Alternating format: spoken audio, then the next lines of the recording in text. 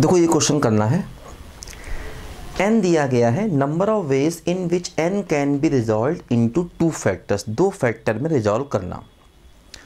तो दो फैक्टर में रिजॉल्व करने का देखो फार्मूला मैंने बताया था, टोटल फैक्टर्स निकाल लेते हैं, फिर अगर वो 2 से डिवाइड हो रहा तो कर देते हैं, नहीं होता तो +1 कहकर कर देते हैं। देखो ध्यान दो, पहले तो इसको हम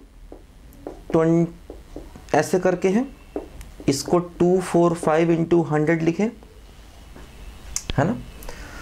अब 245 को अगर हम डिवाइड करें 5 से, है ना, तो 7 देखो ये हो गया 5 इंटू 7 स्क्वायर, और ये हो गया 4 इंटू 25, 2 स्क्वायर इंटू 5 स्क्वायर। देखो क्या हो गया, 2 स्क्वायर 5 की पावर 3, 7 की पावर 2। देखो ये ऐसे करके प्राइम फैक्टर्स में ब्रेक हो गया, है ना। देखो ये प्राइम फैक्टर्स में ब्रेक हो गया।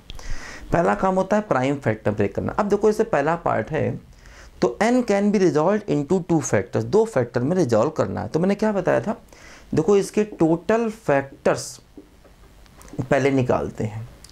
देखो टोटल फैक्टर्स क्या होंगे, पावर 2 है ना, तो 2 + 1, पावर 3 है तो 3 + 1 और 2 + 1, तो क्या हुआ देखो 3 इंटू 4 इंटू 3, है ना, तो 36 आ गया। देखो अब हमें टू फैक्टर्स में रिजॉल्व करना है ना।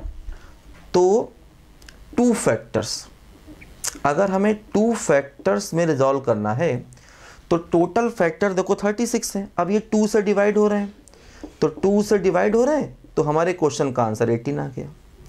अगर ये फैक्टर्स 2 से डिवाइड नहीं होते, है ना, तो +1 करके 2 से डिवाइड करते हैं, है ना। टू फैक्टर्स में ब्रेक करने का तरीका, टू फैक्टर्स में ब्रेक करने का तरीका। पहला पार्ट देखो ये आंसर आ गया, पहले पार्ट का ये आंसर आ गया।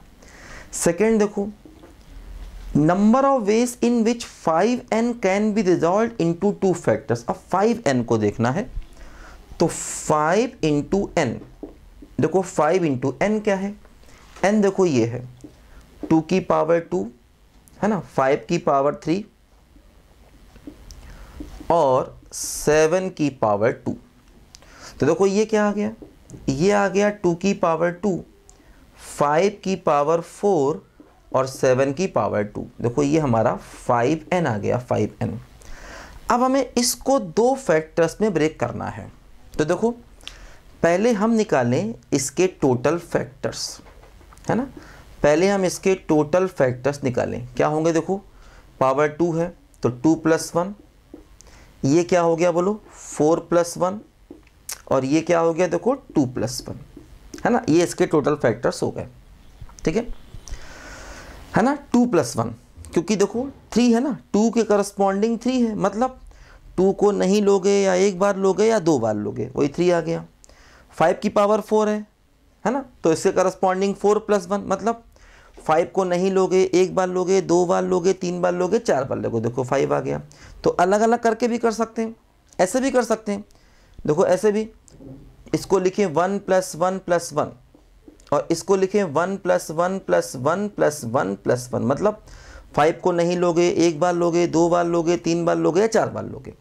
ऐसे भी कर सकते हैं 1 + 1 + 1, मतलब 7 को नहीं लोगे, एक बार लोगे या 2 बार लोगे। देखो टोटल फैक्टर्स आए, टोटल फैक्टर्स देखो कितने आ गए, ये 3 इंटू 5 15 इंटू 3, तो देखो ये आंसर 45 आ गया। अब देखो ये 2 से डिवाइड नहीं होगा, ये 2 से डिवाइड नहीं होगा। तो अगर ये 2 से डिवाइड नहीं होगा और हमें टू फैक्टर्स में रिजॉल्व करना है, तो देखो टू फैक्टर्स में, अगर हमें टू फैक्टर्स में इसको रिजॉल्व करना है तो टोटल फैक्टर्स हमारे 45 आए। अब वो 2 से डिवाइड नहीं होगा तो क्या करेंगे, देखो 45 + 1/2 करेंगे तो आंसर हो जाएगा 23। ये हमारे क्वेश्चन का आंसर आ गया 23, है ना।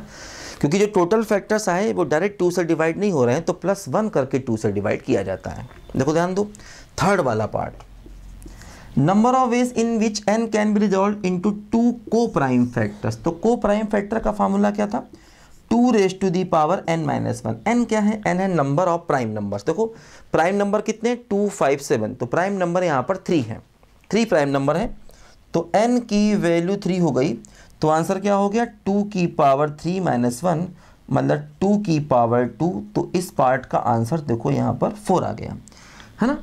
इन विच n can be resolve into 2 को प्राइम फैक्टर्स, 2 को प्राइम फैक्टर्स में रिजॉल्व करना है, मतलब 2 ऐसे फैक्टर्स जो आपस में एक दूसरे के को प्राइम हो। तो इसका डायरेक्ट फार्मूला 2 की पावर n माइनस 1 होता है। n क्या होता है, n होता है जितने प्राइम नंबर, देखो यहाँ पर 3 प्राइम नंबर हैं, तो 1 2 3 हो गया, ठीक है। लिखो बच्चों ध्यान से इसको, ऐसे क्वेश्चन हम पहले भी कर चुके हैं, तो ये प्रैक्टिस के लिए हमारी क्वेश्चन, जल्दी करो फटाफट।